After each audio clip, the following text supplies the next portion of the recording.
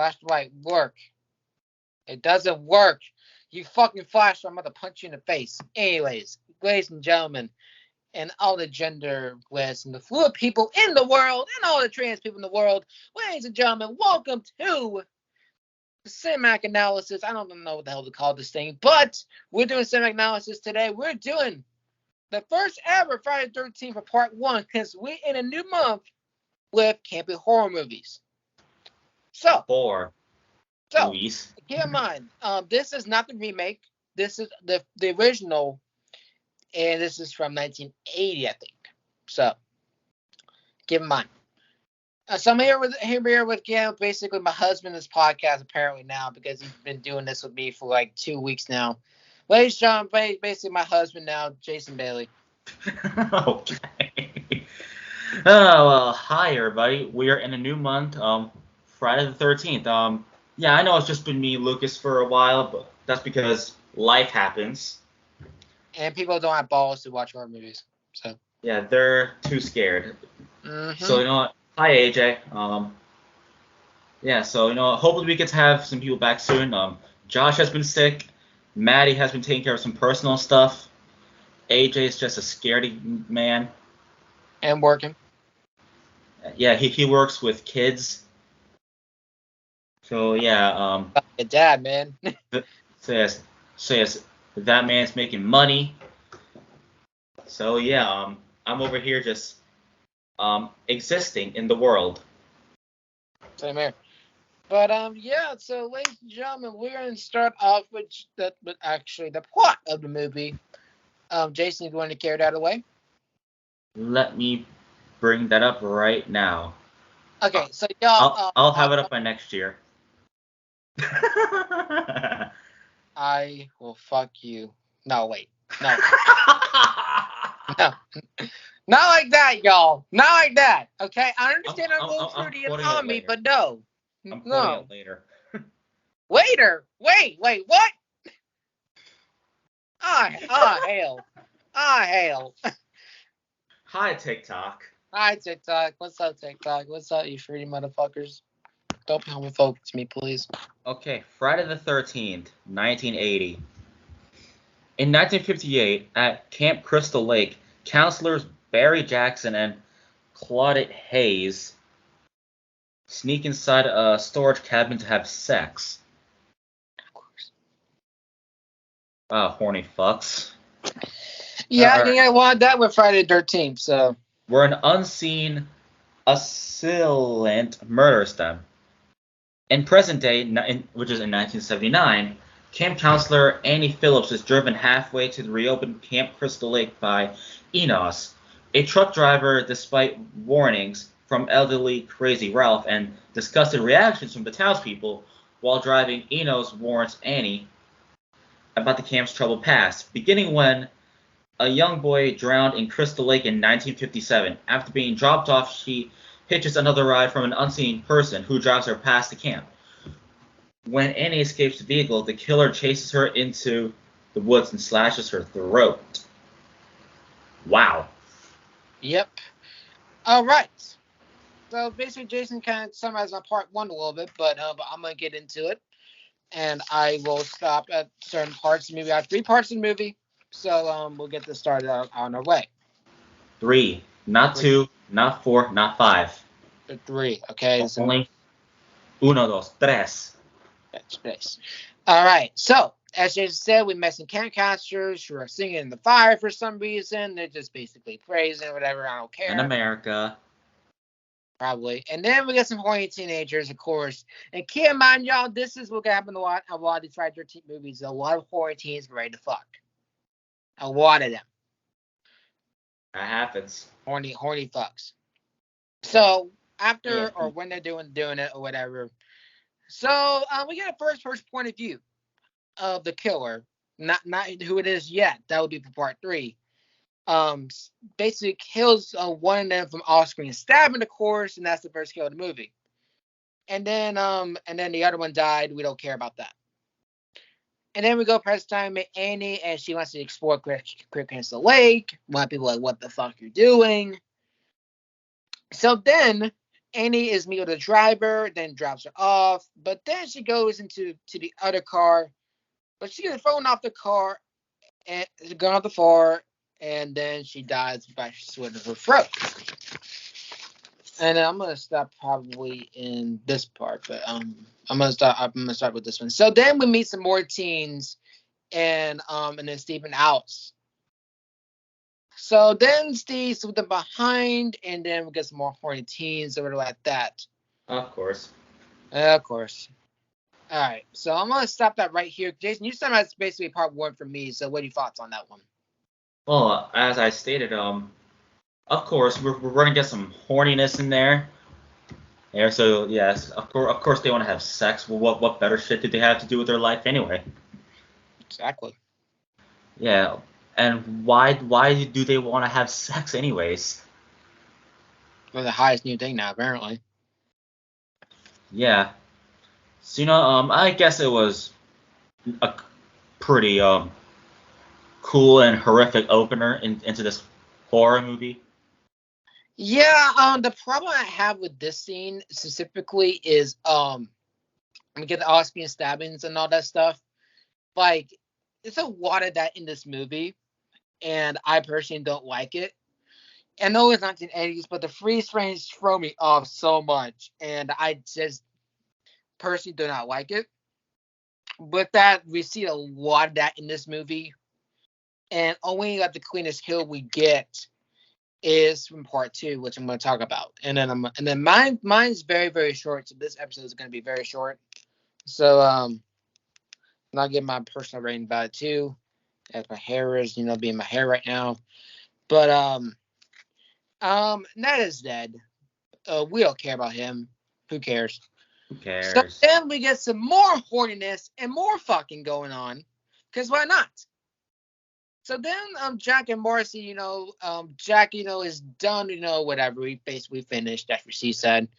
And then we get to a part of the movie where one of the killers got the guy's hand around around his shoulder, and then Jack is killed by an arrow through his throat. One of the most iconic kills of the franchise. So basically, fun fact about this before I get into this. So the blood pump actually malfunctioned. They actually broke.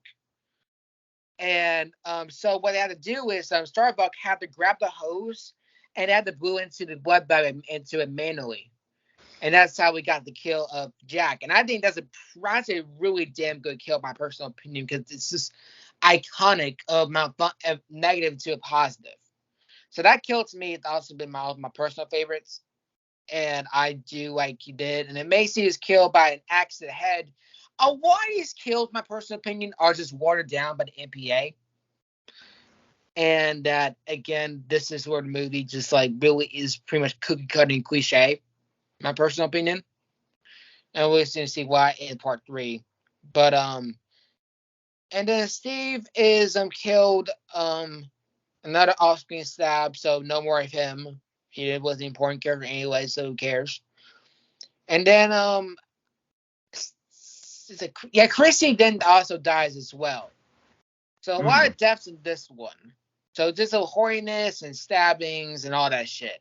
Again, this is a slasher movie, so this is better a lot of kills here. So yeah, I'm gonna get a little bit to part 3, a little bit, but I'm not gonna get into. Well, actually, no, I'll say part 3. Jason, go ahead. So part 2. Well, that was a pretty interesting part there. I see. It's like, of course, Ned. I mean, who cares really? And yeah, I mean, I'll say it's pretty cool. Like, pretty interesting story here in Friday the 13th. Yeah. This is again, as I say before, Jason is not the killer. Not that Jason. Yeah, But I am not the killer. not for this part. But and for this part though, we are gonna meet the killer in this part. I stab you. You look like you're choking me. Anyways. Choke slam. Oh yeah. Okay. Yeah, Jason. Go on, give it to me, Jason. Okay. Yeah. All right, I'm gonna stop. All right, anyways, what Jason said, the MPA has really downgraded this movie, but I'll say this, fun fact, Tom Savini, the one that created the theme belt, and also, did a lot of horror movies for this first franchise as well, was in this. I think this is what not his debut, but it debuted the Friday 13th. So it's got a lot of good work from Tom Savini. So, yeah, let's get into part 3, and I'm just going to give this out of the way. So we meet Palmer Voorhees. We finally meet Palmer Voorhees, which is Bessie Palmer. The legendary Bessie Palmer, y'all. I love me some Bessie Palmer.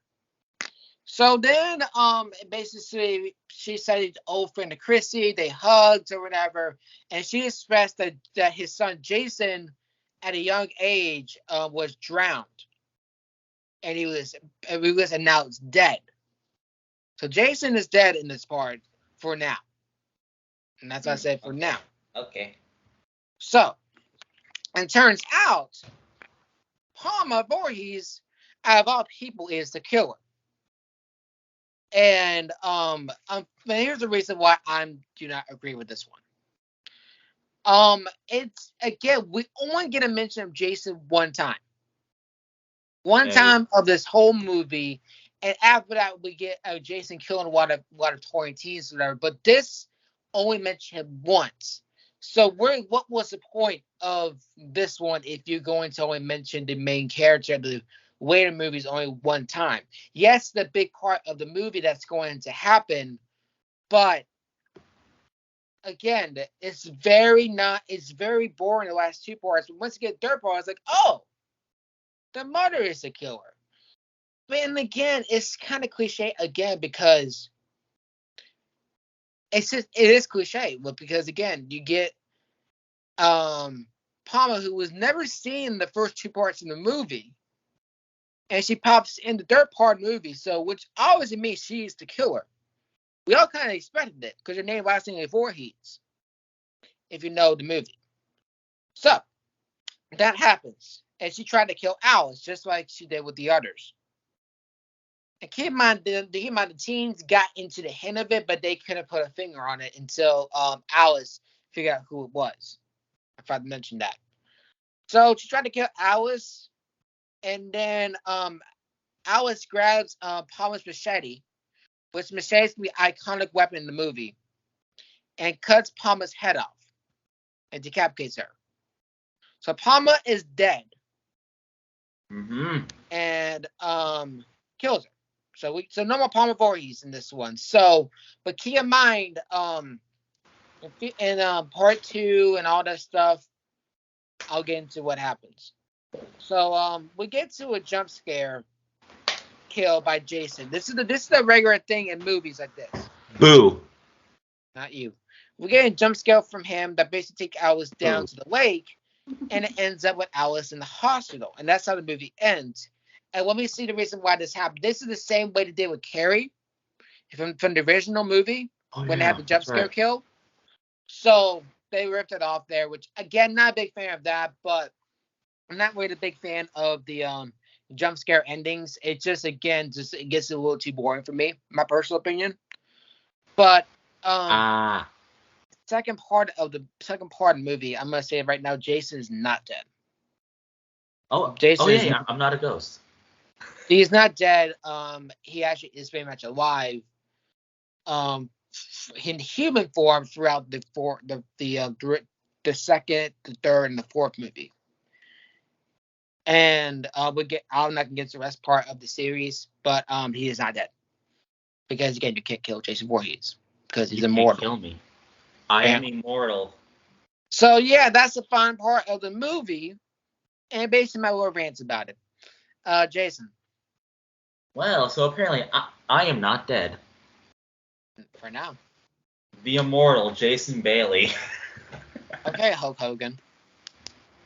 All right. Anyway, so yeah, that ending could have been run a little bit better. I can understand that. But yeah. I guess it was interesting. Yeah. All right. So we gotta do this now. Give you thumbs up, thumbs down. All right, you ready? 1, 2, 3. I will give it this. Okay. But I'm going to give it this a slight edge because it's a good start to the slasher film and how the slasher is, but also a iconic movie for the rest of the franchise. Is it a good movie by any chance? Not really. It's very mediocre for me. I'll get into my rating in a minute. But yeah, I'll get my final thoughts about it. But yeah, let's get into ratings. Jason, what do you rate this movie? I'll give this a 9. I wouldn't say it's my favorite ones. There are some other good ones, but this is really my favorite one. I think it's a good start to anyone getting into the franchise. Yeah. But for the OG ones, I'll say you go back and watch the other ones. Yeah. There is my rating is a bit low. And again, I'm very critic and very critic of this one. I give this a 7.5 out of 10. Here's the reason why I give it a 7.5 out of 10. Okay. In a minute. My final thoughts on the movie, again, is a great start to a great franchise that's going to happen.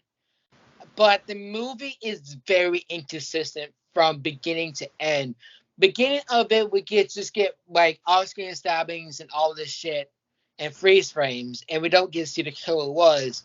But once we do see the killer who it was obvious because we didn't see her for the rest of the 2 parts of the movie that I mentioned. So, again, to me, it's very cliche and very cookie cutter to me, in my personal opinion. I still think it's a good movie. It has some decent kills in there. But I feel the plot of this gets better on in the movie. I think it's a lot more better movies than this one, my personal opinion. I think Jason Lives is better one. The final chapter is a lot better than this one, part 4.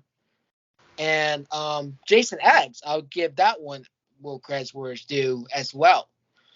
But this one, again, I just don't like. Again, it's just very cliche.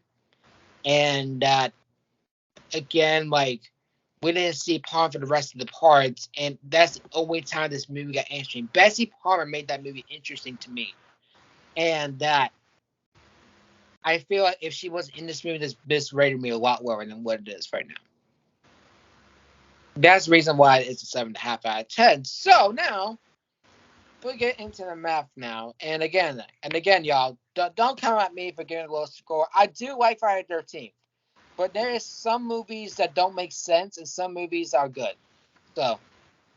So this one gets a 82. Actually, 83, which is not bad. So B. Not bad. Okay. Not bad. But yeah, that's my final thoughts on the movie. Again, there's some better Friday the 13th movies, my personal opinion. Right. So go definitely check those out. As I said before, check part 4. That's my personal favorite one. But yeah, that's the end of the movie. So I'm gonna get the outros. I'm gonna start it off and let Jason end it actually. Thank you guys for watching this episode of Cinematic Analysis as I and Jason, basically my husband, this podcast reviewed this Friday the 13th. A very, again, cookie cutter movie, but again, it starts off iconic franchise, so I'm gonna get credit where it's due. But yeah, we're going to more campy horror movies again and on Monday. I don't know if I'll be there or not because I will be in Ohio for Friday, Saturday, and Sunday. But yeah, definitely check us out on Moshcast and Crash and Burn and everything like that. And that's all I gotta say about that. So Jason, you announce the next movie and you get the outro. Thank you for watching this episode of Cinematic Analysis. We reviewed Friday the 13th. Hope you all enjoyed it. And yeah, our next one, as we continue camping horror movies, will be Evil Dead. Yes! So yeah, that'll be the next one, and we look forward to reviewing that movie. Thank you for watching. Hopefully we get to have more people on again. Yeah, again, expect more people are going to be on again. So, but again, me and Jason are the workhorses, so just expect me just to summarize this movie and give him criticism because again, I'm a critic. So yes. So yeah, I'm ladies and gentlemen, that is me, and that is Jason, and we will see you for Evil Dead. And always remember these words. The case from Jordan. Keep your stick on the ice.